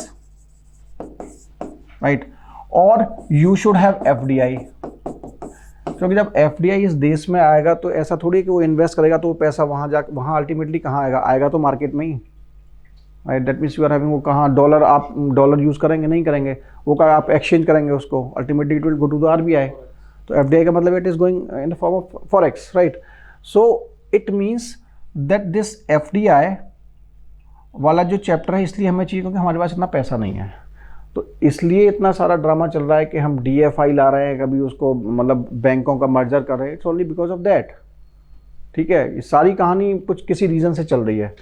तो FDI तो यहीं तक है, ठीक है। तो कुछ इकोनॉमिस्ट ये आर्ग्यू करते हैं कि savings in Indian economy is very high, it's around 30%, ठीक है। मैंने पढ़ाया भी था आपको 28-29, सब्सटेंशियल है, ठीक है, दो it has decrease but it's substantial.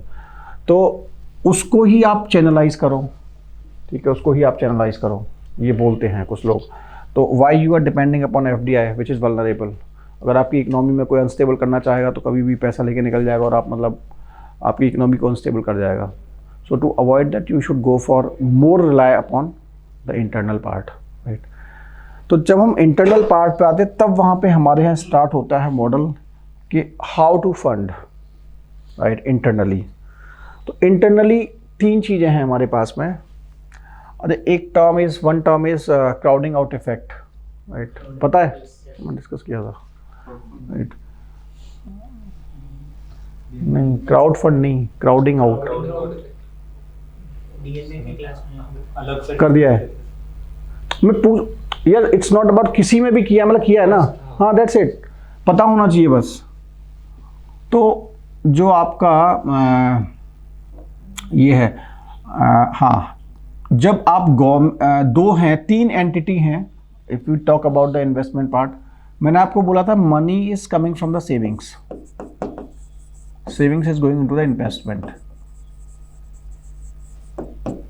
Now this saving is coming from household, this is in private, this is government.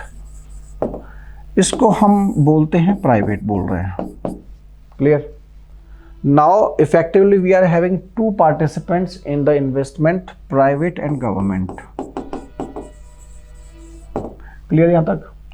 Now if you talk about post independence, post independence this sector was no more, ज़्यादा नहीं था, ठीक है। तो इसका मतलब most of the investment for government lead.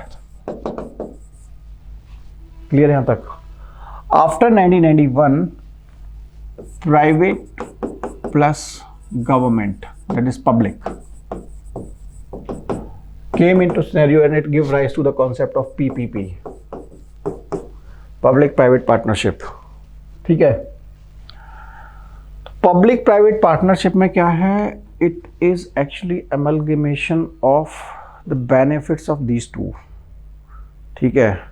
तो जो फायदा प्राइवेट का है, जो फायदा पब्लिक का है, दोनों का फायदा लेके we are coming up with the concept of PPP. जैसे प्राइवेट में क्या है, we are having technology, we are having efficiency, economy, management practices,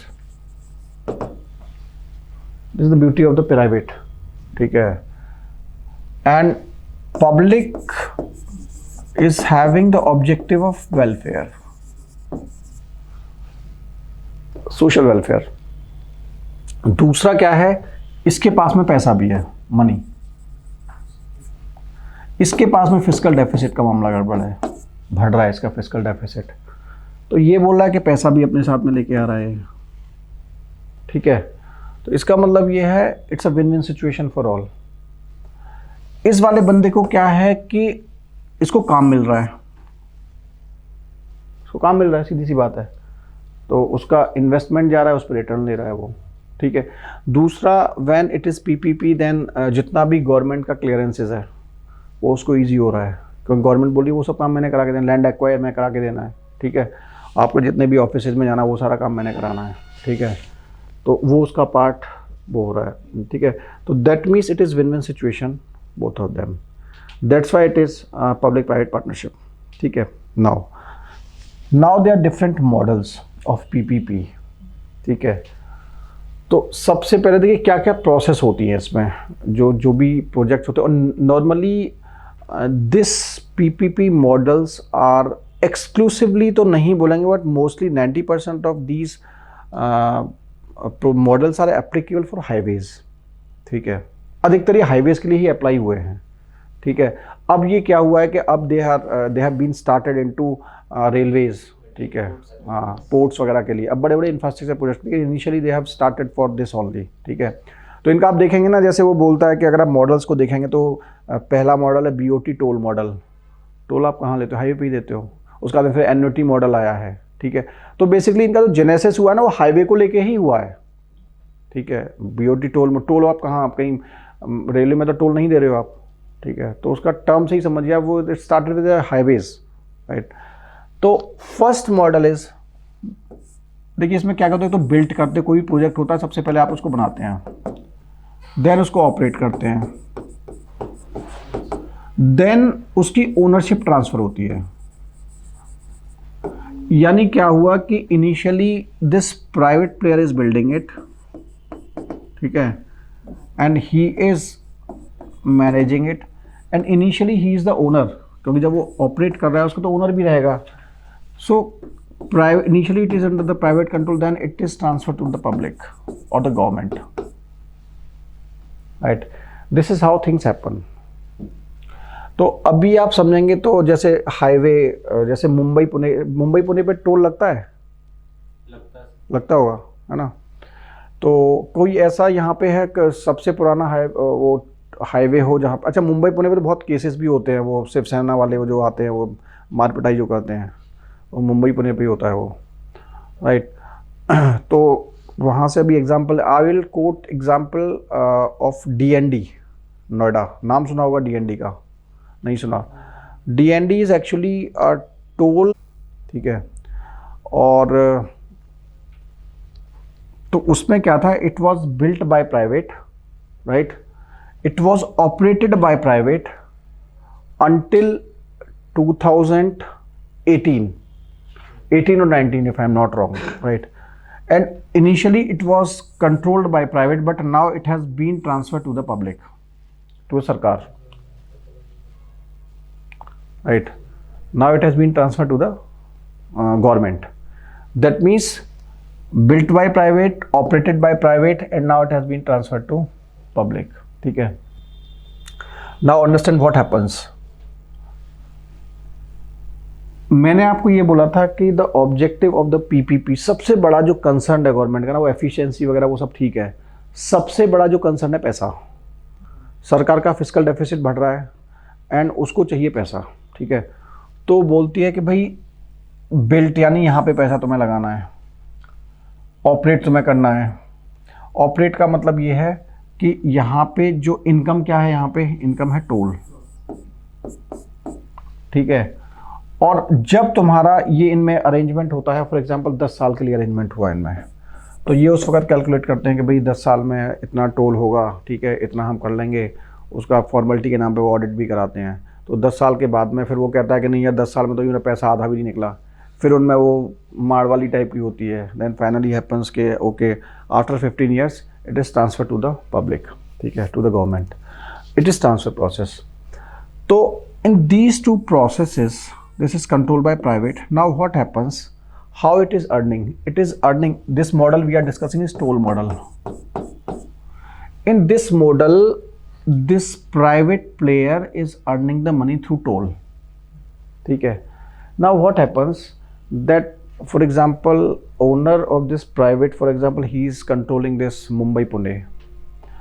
तो उसने कहा कि टोल उसने लगा, उसने सोचा कि 10 साल में मैंने पैसा निकाल लेना है. अब वो जैसे ही उसने सोचा, जैसे ही उसने स्टार्ट किया, वो रोज़ वहाँ पे शिवसेना वाले आके धरना दे रहे हैं कि साहब यहाँ पे तो टोल लगेगा ही नहीं. ठीक है. तो प्राइवेट वाले ने बोला यार मेरा तो यहाँ पे पैसा लग गया, यहाँ से पैसा निकल नहीं रहा. 10 साल बाद सरकार मेरे को बोलेगी कि भाई मेरे को तो इसको सरकार मतलब लोग खड़े हो जाएंगे कि भाई ये क्या चल रहा है, 10 साल तक के लिए था ये, तो हर कोई पढ़ा लिखा है. ठीक है. फिर कोर्ट इंटरवीन करेगा. कोर्ट कहेगा नहीं भाई हमें नहीं पता, इसको आप फ्री करो. ठीक है. आपने पैसा कमा लिया है. बोलेगा साहब मैंने तो कुछ नहीं किया. बोले नहीं नहीं कुछ नहीं. तो फिर उन्होंने कहा कि it is not viable for the private. Private ने बोला it's not working for us because there is uncertainty in the incomes. Right. तो उन्होंने बोला, सरकार फिर एक दूसरा मॉडल लेके आई, यही रहेगा बस. उसने बोला कि इसकी जगह आप एन्युटी कर दो.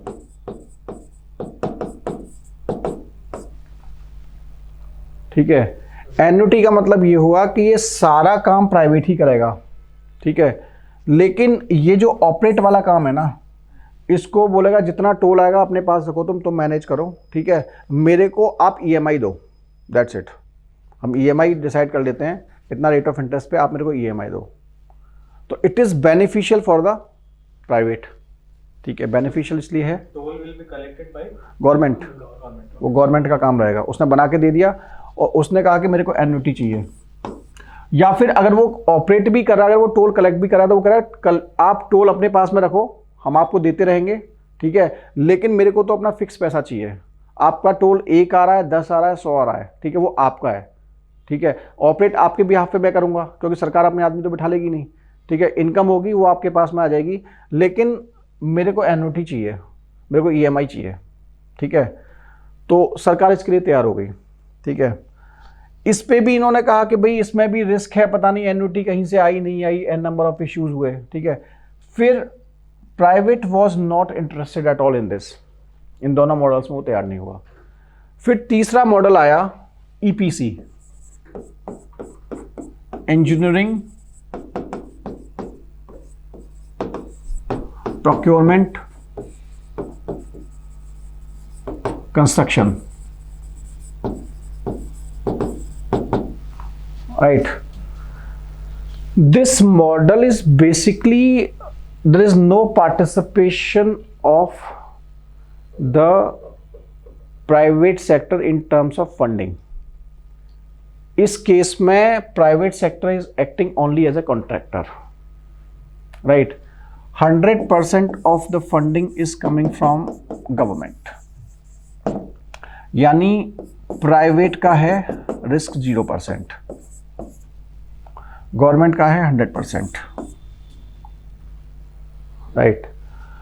ये काम this job is being done by private sector and the government is paying this private sector assuming as if is a contractor. ठीक है. कुछ गवर्नमेंट को क्या फ़ायदा है इसमें? कुछ फ़ायदा है? गवर्नमेंट को इसमें नुकसान ही नुकसान है।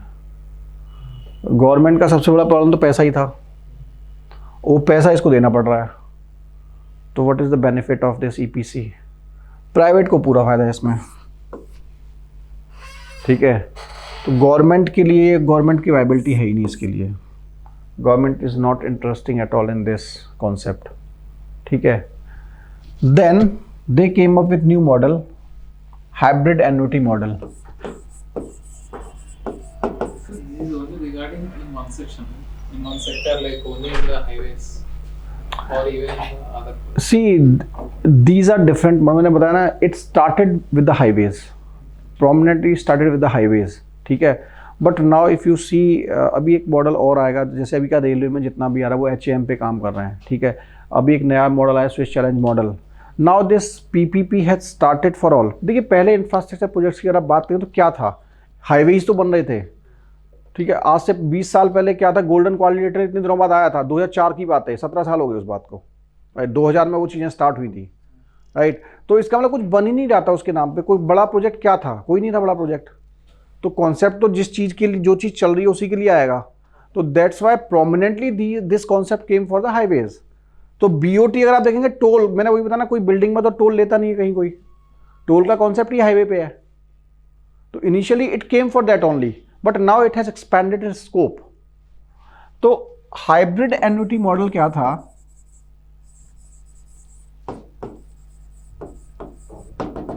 That it is mix of EPC plus BOT annuity,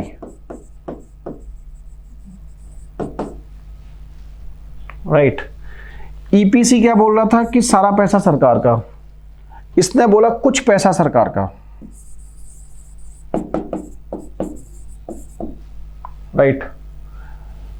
बाकी पैसा यहां से आएगा। दूसरा एन्युटी मॉडल ये था कि इसने जो पैसा लगाया ये बोलेगा मेरे को कोई टोल से मतलब नहीं है, आपको जो करना करो, I want money in the form of EMI, that's it, right. So it is beneficial for both of them. इसका जो 100% यहां दे रहा था, यहां पे इसका 40% हो गया। इसका जो रिस्क था वो रिस्क खत्म हो गया, BOT वाला, right. So it was a win win situation for both of them. So it is the most prominent model. जितना भी अभी काम चल रहा है उसी के आधार पे हो रहा है, hybrid annuity model, because it is win win for both. Construction of dams from the 1960s and 70s, were they based on EPC model or hybrid model? सी, उस वक्त ये कॉन्सेप्ट ही नहीं था, ये सारे कॉन्सेप्ट अब आए। उस वक्त तो जितना भी, उस वक्त क्या होता था, उस वक्त जैसे अगर आप ये बड़े बड़े डैम्स देखेंगे, उस वक्त क्या था, सब कॉन्ट्रैक्ट, इवन सब contracting, it is sort of सब कॉन्ट्रैक्टिंग। नॉर्मली क्या होता है, सब कॉन्ट्रैक्ट करते हैं हम, ठीक है। उस वक्त क्या था, आपने प्राइवेट बंदे को हायर किया, ठीक है। तो ये तो कॉन्सेप्ट ही अभी आए हैं, ये जो मॉडल्स का कॉन्सेप्ट है। उस वक्त तो सारा पैसा ही सरकार का था, प्राइवेट का तो पैसा ही नहीं था। So basically it's EPC model. हाँ, EPC हम वैसे समझने के लिए बोलेंगे, उस वक्त EPC था, but at that time it was not existing, these models were not existing. But वो स्टार्टिंग ही जब मैंने कही थी, मैंने बोला था कि आपका 100% जो इन्वेस्टमेंट था वो सरकार का था स्टार्टिंग में, there was no private sector at all, right. ये तो कहानी स्टार्ट हुई है 90s के बाद। 90s के बाद में आपका ये सारा लोग आया है PPP का कॉन्सेप्ट, क्योंकि उससे पहले प्राइवेट 90 से पहले कहाँ था, 90s में ही तो आपने इकोनॉमी को ओपन किया है, उससे पहले तो इन्वेस्टमेंट था ही नहीं, ठीक है। थोड़ा बहुत था, that is different story, but practically जो इन लेटर एंड स्पिरिट नहीं था, ठीक है। तो this is how hybrid annuity model is working and is the most prominent model which is working. इससे अगला मॉडल है swiss challenge model, we will discuss in the afternoon class.